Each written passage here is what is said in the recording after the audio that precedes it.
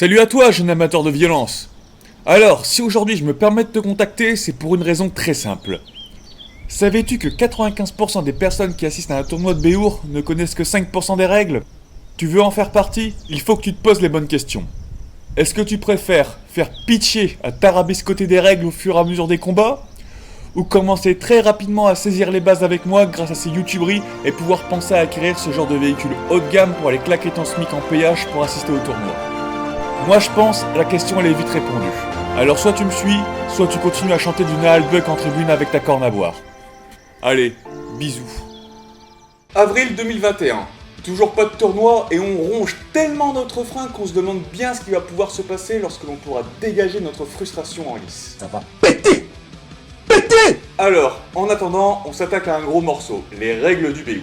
Parce que oui, lorsque l'on écoute les badauds qui assistent au tournoi, on se rend compte qu'ils sont pas forcément au fait de tout ça. Bon, ça les empêche pas de vivre le truc, mais c'est toujours mieux de savoir de quoi on parle. De même, il arrive parfois que certains entrent en lice sans forcément connaître toutes les subtilités des règles du Béour. Ce qui peut mettre leur équipe en fâcheuse posture à coup de carton collectif. Bon, dans un premier temps, comme j'ai pas trop envie de vous perdre, je vais me concentrer sur les règles de base, qui vont permettre au type lambda de comprendre ce qui se passe en tournoi ou en regardant les vidéos. Et si en plus derrière je dois faire la comparaison entre les poids et tailles autorisés en HMB et en IMCF, on n'a pas le cul sorti des ronces. Et comme j'ai parlé de ce que je connais, je vais baser cette vidéo sur les règles de bataille de masse. Donc désolé pour ceux plus intéressés par le 1 contre 1.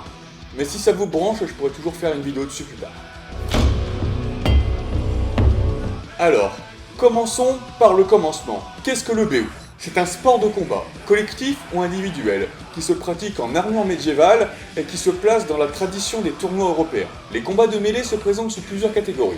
5 contre 5, 10 contre 10, 12 contre 12, 16, 30 et même 150 contre 150, et dont le but est de mettre tous les adversaires au sol. Bien sûr, le sport est régi par plusieurs règles, encadrées par deux fédérations internationales, HMBIA et IMCF, qui présentent un championnat du monde par an pour IMCF et dorénavant un tous les 2 ans pour HMBIA avec Battle of the Nation. En France, le sport est encadré par la Fédération française de Béour, qui organise le championnat de France et dont les tournois se font principalement sous les règles HMB.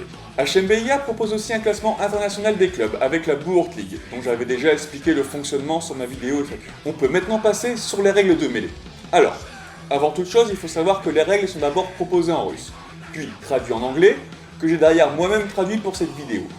Donc déjà, ça part avec un handicap. Mais normalement, il n'y a pas de souci, tout sera validé en amont par les arbitres. D'ailleurs, pour revenir sur ce point, on peut souligner qu'il y a des fois des différences entre un arbitrage russe et un arbitrage français, du fait de cette traduction et de l'interprétation que l'on peut en faire. Déjà, avant de combattre, il faut être équipé, donc l'armure bien sûr. Celle-ci doit être cohérente au niveau géographique et historique, c'est-à-dire qu'elle ne doit pas présenter une différence de plus de 50 ans entre deux pièces. Sur cette armure, certaines pièces supplémentaires sont obligatoires, comme par exemple une plaque de nuque, qui empêche de passer en handi Béour en cas de coup mal calculé. Il y a aussi des solerets qui sont passés obligatoires, alors qu'auparavant ils étaient juste facultatifs, mais mon pied pété valide cette décision.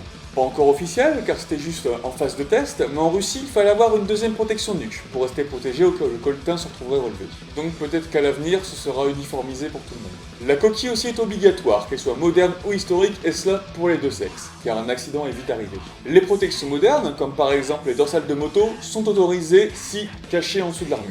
Pour assurer la sécurité des combats, au début de chaque tournoi, les combattants doivent présenter leurs armes aux arbitres, afin qu'ils vérifient leur état, ainsi que leur taille, poids, longueur et l'arrondi des pointes selon un cahier des charges. Elles seront ainsi autorisées ou non pour le tournoi. En parlant des armes, il faut savoir que tout ce qui est fléau ou marteau est interdit. Et si la présence d'un côté marteau sur une hache à deux mains est tolérée, frapper du mauvais côté est directement sanctionné. Donc, utilisez ce type d'arme à ses risques. Juste avant d'entrer en lice, les arbitres vérifient plusieurs choses. Déjà que vous avez votre jugulaire bien attaché, pour éviter tout décapsulage intempestif. Ils vérifient aussi bien sûr la présence d'une protection de nuque et les marques comme quoi vos armes ont bien passé la vérification. Si vous n'avez pas tout ça, vous serez automatiquement refoulé à l'entrée. Pour garantir la sécurité des combattants, certains coups sont interdits. Les coups directs à la nuque, aux parties génitales, directement sur le pied et l'arrière des genoux. A noter que si les coups sur la partie armurée du genou sont autorisés, ils sont totalement proscrits dans le cadre d'un coup de pied par exemple. Les coups des stocks, c'est-à-dire avec la pointe, sont aussi interdits, parce que ce serait dommage de se faire crever un œil. Sur ce point, les armes d'ast sont à la même enseigne. C'est-à-dire qu'on peut pas se servir de son manche de hache à deux mains comme d'une queue de billard pour aller taper la fif du mec d'en face. Il est aussi prohibé de se saisir de la lame d'une arme, car elles doivent être considérées comme tranchantes. Et cela autant pour notre arme que pour celle de nos adversaires. On passe maintenant aux prises. Alors pour les clés, il est interdit d'aller dans le sens contraire de l'articulation. C'est-à-dire que faire une prise comme ça va, mais pas comme ça. Au niveau de la tête, les prises à la nuque avec l'arme sont interdites. Quant à celles sur l'avant, genre pour envoyer l'adversaire regarder les nuages, il faut que la paume reste ouverte. Interdiction de refermer la main sur une prise de casque.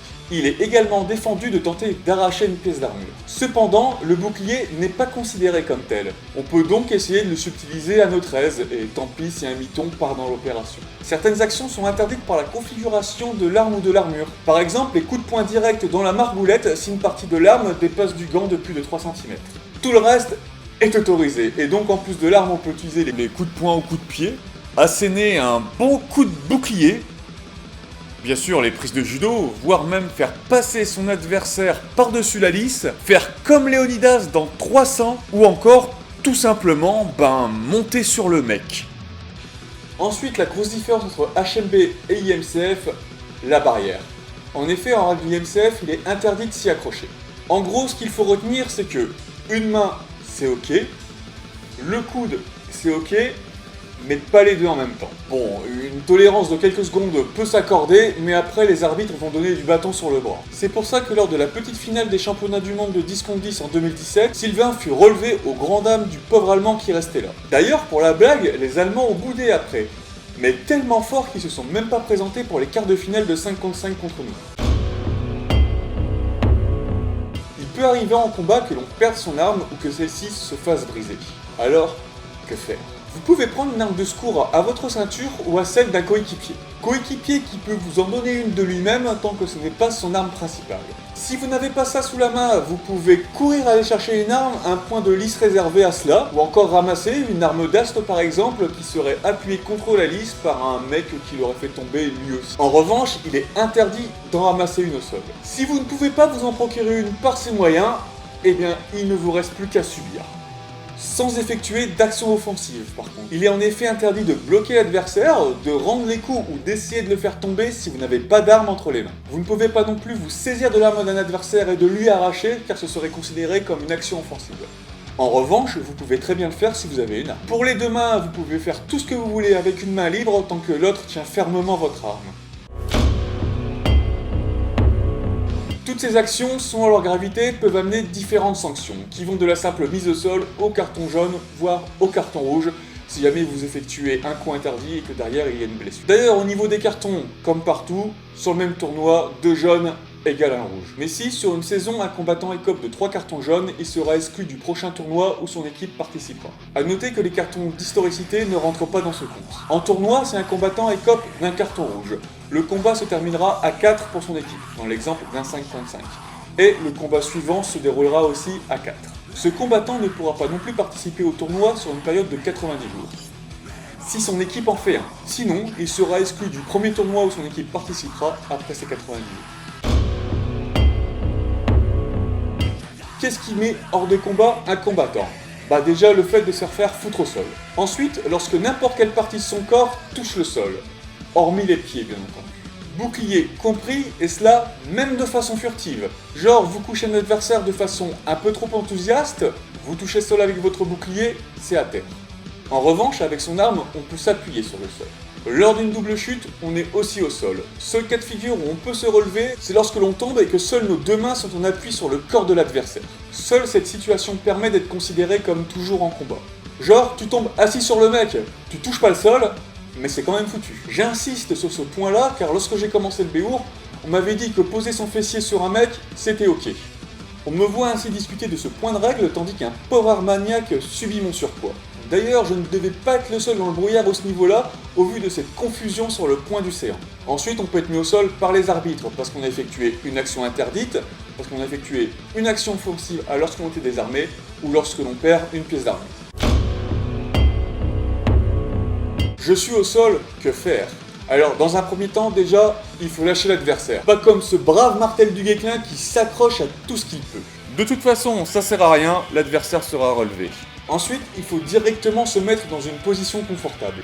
Histoire que si vous vous affalez comme une grosse merde, les arbitres n'aient pas à mettre un petit miroir devant le casque pour voir si vous respirez toujours. Oh, 5K. T'es mort? Ensuite, il ne faut plus bouger. Ça, normalement, par exemple, ça se fait pas. Mais comme on peut le voir, je venais juste de me réveiller, donc j'avais pas encore tous mes esprits. Après, vous êtes mort, mais vous pouvez toujours servir. Soit en donnant des directives à vos camarades toujours en combat, ou juste comme culbuto pour les autres combattants. Par contre, on évite les coups fourrés d'américains, hein. Ça par exemple, ça le fait pas. Et les guet-apens polonais, c'est pareil. Et surtout au sol, on ne retire pas de pièces d'armure, et on ne se relève pas tant que le combat n'est pas terminé et que les arbitres n'ont pas donné le score.